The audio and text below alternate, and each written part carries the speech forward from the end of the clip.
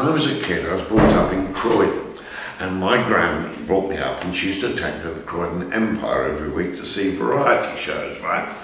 And sometimes in the variety theatre, they used to put on naughty plays, which were things like Cosh Boy or 9 o'clock news and chaps like that. And she'd never take me when they were on, you see. So one particular week there was a naughty play on, and she said, we're not going to the Empire this week, and she took me to the Croydon Grand Theatre, which was the local rep theatre. And it was the first time I'd ever seen a play in my life. So the play was When We Are Married by J.B. Priestley.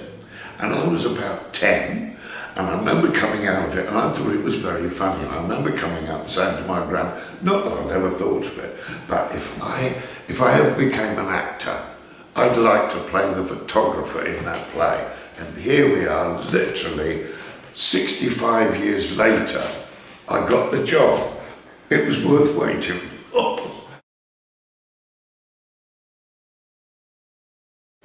The cast in this show is the most amazing. It really is just like a super cast, and it's a cast of people I'd always longed to work with. People like Maureen Lipman, people like Linda Barron, who I have worked with over the years, people like Stephen Rouse, Michelle Dautrice. The young people in the show are terrific too, and they're all good at comedy.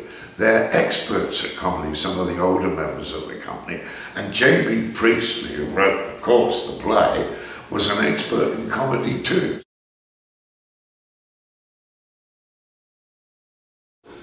I think the shame of today really is for young performers is there aren't any sort of real training grounds like there used to be in variety and concert party and things like that. The thing now is the training ground is comedy clubs and stuff like that. And there's the quick and the dead at these comedy clubs. You go to some late at night and boy, oh boy, they get a roasting as soon as they walk on these comics. It's a terribly hard way to learn it.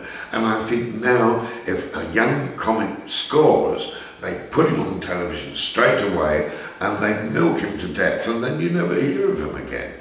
Whereas the great joy of starting when myself and a lot of the members of our company started was that we were in theatre and you could go around and you could knock hopefully all the rough edges off before you got a big break.